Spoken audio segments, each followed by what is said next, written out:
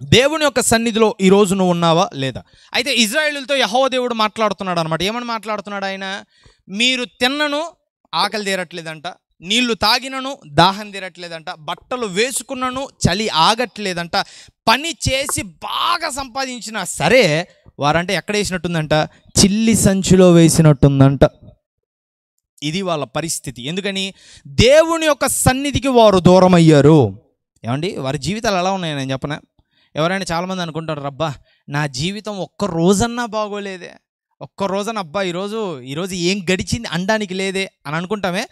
మీరు కలగనేది అన్ని వీరికి జరుగుతూ ఉన్నాయి. రోజు బాగా సంపాదిస్తున్నారు, బాగా తింటున్నారు, బాగా ఉంటున్నారు, కానీ మనశ్శాంతి లోపల ఇవ్వట్లా దేవుడు. అర్థమైందా? సంతోషం లోపల ఇవ్వట్లా దేవుడు, తృప్తి లోపల ఇవ్వట్లా దేవుడు. ఎందుకని? అరే దేవుని సన్నిధిలోంచి దూరం అయ్యారు వీళ్ళు, దేవుడి నుంచి దూరం అయ్యారు. ఇది చూసినప్పుడు చాలామందికి దేవుడు శపించాడు వాళ్ళని, దేవుడు కొట్టాడు వాళ్ళని అనిపిస్తుంది. దేవుడు ఏం చేయలేదండి, ఇక్కడ దేవుడు ఏం చేయలే.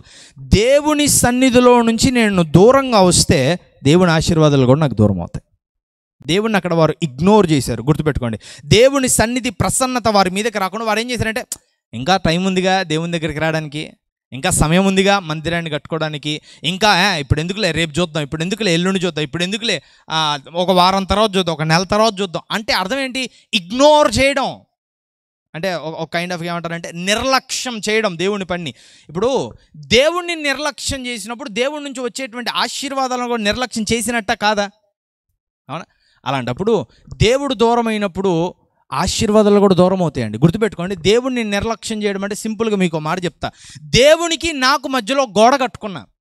నీ మాటలు నాకు వినపడడం నాకు ఇష్టం లేదు, నీ పద్ధతులు నేను చేయడం నాకు ఇష్టం లేదు, నీలా బ్రతకడం నాకు ఇష్టం లేదు అని ఒక గోడ కట్టుకున్నా. ఇప్పుడు దేవుని దగ్గర నుంచి వచ్చే రిసోర్సెస్, దేవుని దగ్గర నుంచి వచ్చేటువంటి వసతులు ఏమన్నా నాకు వస్తాయా? ఏమన్నా నాకు వస్తాయా? ఇంతేనండి. ఈరోజు నువ్వు దేవుణ్ణి ఇగ్నోర్ చేస్తున్నావేమో, ఆయన సన్నిధిలో నుంచి బయటకు వచ్చేవేమో, ఆయన దగ్గర నుంచి బయటకు వచ్చేవేమో. నేను మురికి పట్టున్నా, నీళ్లు పోసినప్పుడు గొడుగు పెట్టుకుంటే ఎట్టుంటుంది? శుభ్రపడతానా? వర్షంలో తడవాలని ఉంది, గొడుగు పెట్టుకున్నా, తడవగలనా? ఇంతే. దేవుని ఆశీర్వాదాలు కావాలి కానీ దేవుణ్ణి పట్టించుకోనంటే అర్థం ఏంటో తెలుసా? గోడ కట్టుకున్నావో గొడుగు పట్టుకున్నావో నాకు తెలియదు, మొత్తానికైతే దేవుని ఆశీర్వాదాలు పోగొట్టుకుంటున్నారు. గుర్తుపెట్టుకోండి.